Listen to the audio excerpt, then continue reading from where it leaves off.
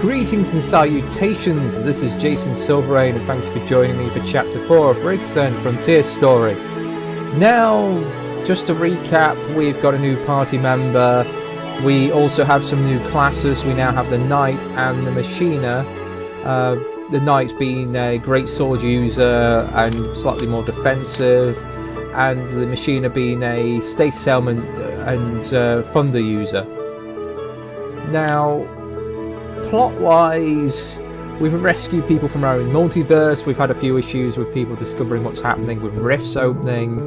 The Realm Walkers, the defenders of the multiverse, have potentially a spy in their ranks who's leaking information and resources to this other group, which are destroying essentially what, in a nutshell, is what I like to think is where fanfiction goes to die. Yes, most other universes and their beholders have been killed, so it's not like the good guys are constantly winning.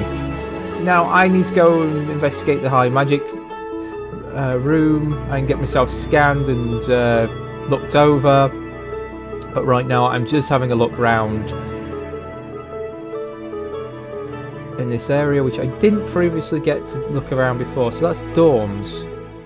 I wonder if I can go in there. No, I can't go in there yet. I did see Daffy and Donald walking around, so let's have a word with you guys.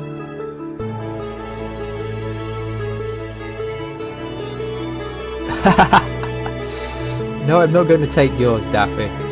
It's the only thing going for you.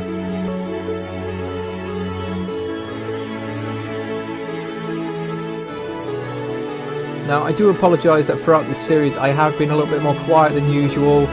Part of that has been my health, but the other part of that is I'm not really getting as wound up as I was with Rigs and Tales.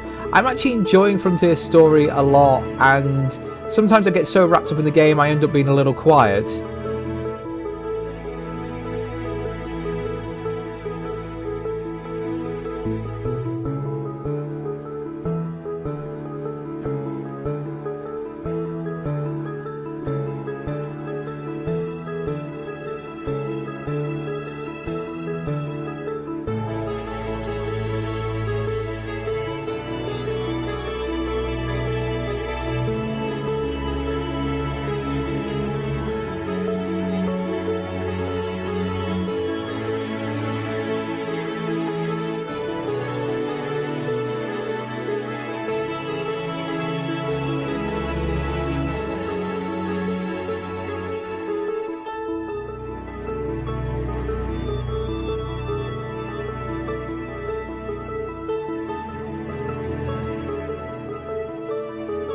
Okay, I wonder if the Marios are around.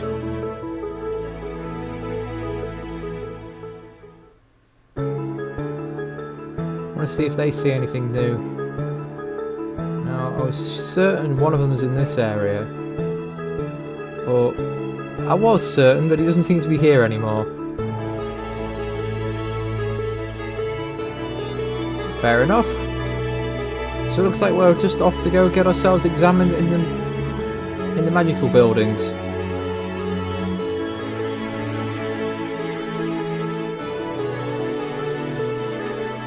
Oh.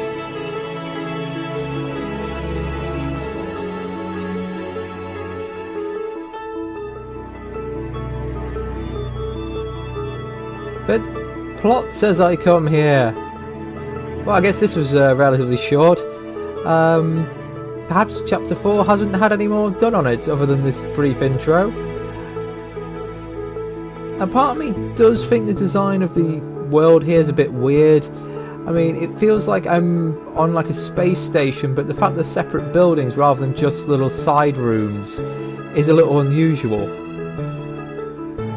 Also, look at that skybox back there, the texture line. Oh. But, you know, there's not much that can be helped, really.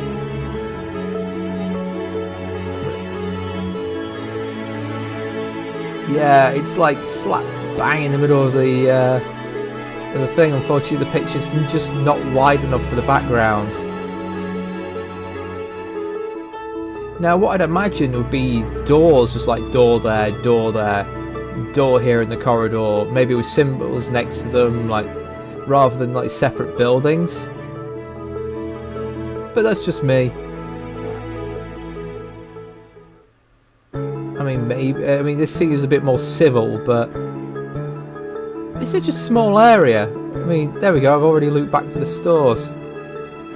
Now, it looks like I am stuck here until the next version is released by Dark and Edgy. Sorry for the short one on this, but it's given me a little ability to recap what's going on, and I like this opportunity just to say that I am enjoying this a lot. The new system is just really good. I think I just prefer it to the older system of Rigs and Tales. I mean, Rigs and Tales has its old charm, and I'm certainly enjoying it, but I find this one's a lot easier to get to grips with, and there's just so much you can play around with. Though I will say that by giving classes that only certain characters can access, like the Knight for Lion and the Mediator for Neji, and it does mean that you tend to be focused on those as your subclass or your main class, rather than any other class that would be available. And considering we're getting quite a lot of classes available, I have a feeling that a lot of these are just going to get unused.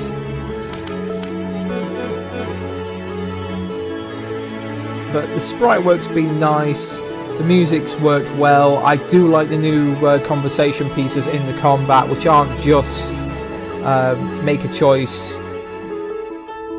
you know, see what happens. The fact that the last battle had the option to either drop the chandelier or get the battle goats, butlers, that was nice. That was a nice difference to the usual grind of the bosses. The bosses do seem to be very tough though. They do have a lot more HP, and I don't know, they just feel a bit more hit them till you're done than the Rigs and Tales ones always felt like a bit better in terms of actual HP, where these ones seems to be, because of the resistances, you can be stuck there hammering them for days. They can't kill you, but you're just there punching away at them. Like number 9 was definitely that feeling. It's like he couldn't beat me, but it was going to take me ages to kill him. I think part of that is I do like the SP-RP system, but you just can't get your limit breaks up fast enough sometimes. And it's silly, sometimes the limit break will one-shot the boss, other times you need like 4 or 5 to kill one. So I think if anything needs to be revised slightly, it might be boss HP, but other than that, the boss fights have been good. I like the fact that so far none of the conversation pieces have changed my alignment in the boss fights as well, because that would have really annoyed me, because I have been doing really badly during those conversation set pieces.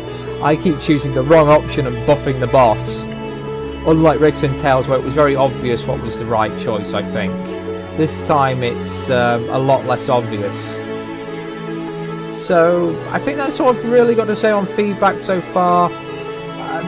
Building and town-wise, the design still needs a little bit of work, but you know, the buildings are looking less shonky, but again, sometimes they look a bit out of place.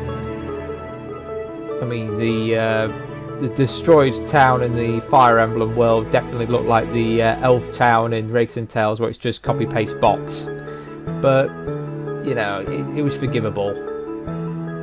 The combat system's nice, the class system is brilliant, the characters chosen are characters I'm not really familiar with, and for most of them, but it's better than the typical suspects you get to see nowadays, or should I say usual suspects, sorry. The fact you did throw the Marios and the Donald and Daffy in there just for a short time, but the fact when they left the party they left all their equipment is also good. Apart from their default starting equipment, because I noticed I've not got a load of daggers and hammers and things like that, so that's not been so bad. I mean, it's all been decently told as the story goes, and I'm eager to see more of it. But thank you for watching, and I'll catch you next time.